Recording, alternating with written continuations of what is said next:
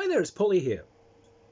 So, in my games group, I had a guy. Now, this guy, bless him, nice guy, but for some reason, he was always convinced that he was a genius, and would kind of decide that, oh, if he played a game, clearly he's going to win because he's a genius.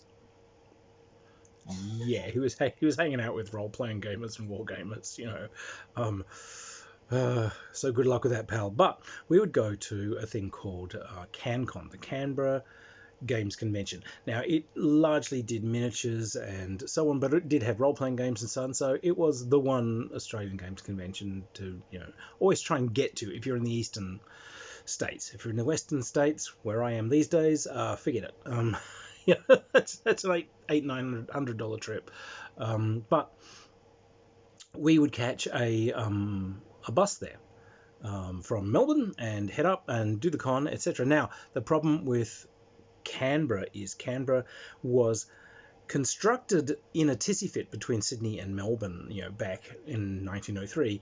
Both of those main cities wanted to be the capital, and the one thing they hate more than anything in the universe is each other. They despise each other. So a compromise city was decided to be built in the middle of absolutely nowhere, Canberra, and that was the administrative centre of the country. So the thing is, Canberra only exists really as an administrative centre. No one really kind of lives in Canberra. And the governmenty sorts, once it hits the weekend, they will just pick up their bats and balls, and they just tend to leave. They just go. So on a weekend, Canberra is a ghost town. And particularly in like holidays, school holidays, this sort of thing, no one's there. And this makes it kind of useful for running conventions because there'll be lots of places with meeting rooms and boardroom facilities.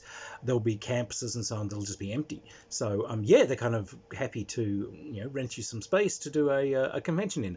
But the problem is everything's closed. Like businesses tend to close because there's no one to serve. So you turn up there, like on a Thursday night, ready for the Friday, Saturday, Sunday kind of games thing, wee-hoo, and all right, let's go get some dinner. And you'd walk out, and no, everyone's just closed shop and gone. It was like after the apocalypse. You'd walk out into a main street, and these are like streets of show. They tend to be quite wide, and everything looks down to a vista of a fountain or something. So you get a long road, a fountain in the middle distance, a couple of intersections with no cars, just the lights still on though.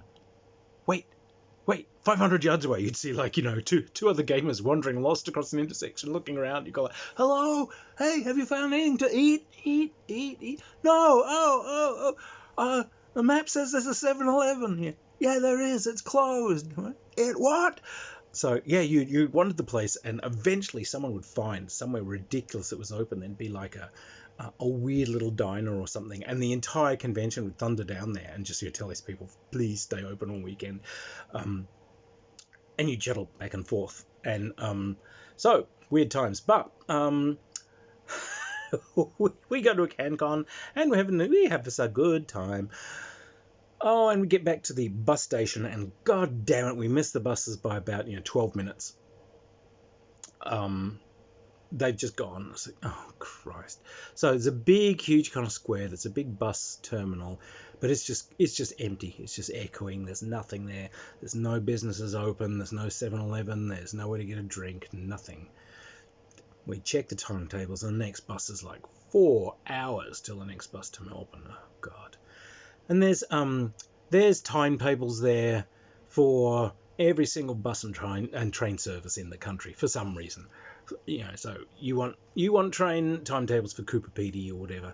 So hyper intelligent gamer just is wandering all this, whatever, pal. Okay, but we look over the road, and it's like, wait, there's a Scientology Dianetics testing center. It's like, we are bored shitless. We have nothing to do for 4 hours, and it's literally a windswept wilderness. We couldn't even really spread out games or anything because they literally, pieces would blow off the boards. So, hey, wait, let's all go get ourselves tested at the Dianetics Center. Yes, I bet whatever happens, we'll be advised that we need a very expensive course of holding machines that will somehow psychically cleanse our brains. So, wait, let's choose different personalities to play.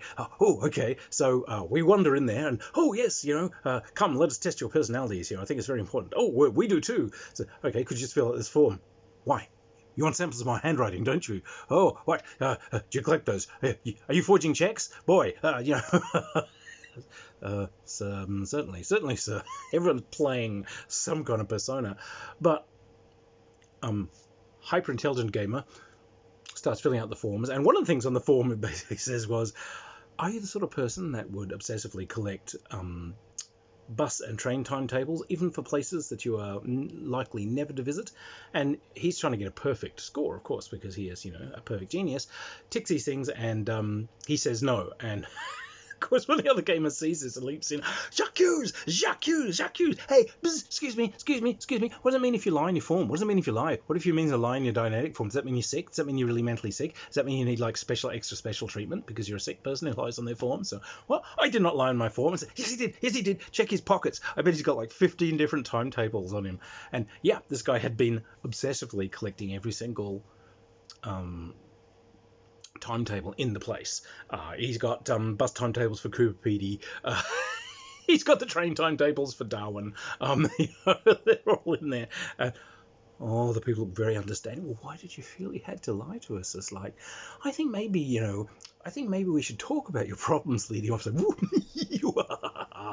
Oh, God. I love him. Love him. He had some problems, some interesting problems.